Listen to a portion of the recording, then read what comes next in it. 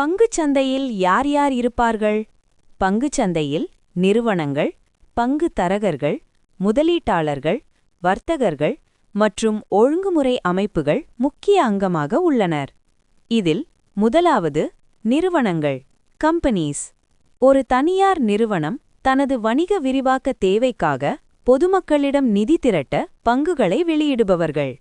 இரண்டாவது பங்கு தரகர்கள், ஸ்டாக் புரோக்கர்ஸ். முதலீட்டாளர்களுக்கும் பங்குச் சந்தைக்கும் இடையிலிருந்து பங்குகளை வாங்கி விற்க உதவும் இடைத்தரகர்கள். மூன்றாவது முதலீட்டாளர்கள், இன்வெஸ்டர்ஸ். நிறுவனங்களின் அடிப்படை திறனை ஆராய்ந்து நீண்டகால அடிப்படையில் பங்குகளை வாங்கி வைத்து லாபம் ஈட்டுபவர்கள். நான்காவது வர்த்தகர்கள், ட்ரேடர்ஸ்.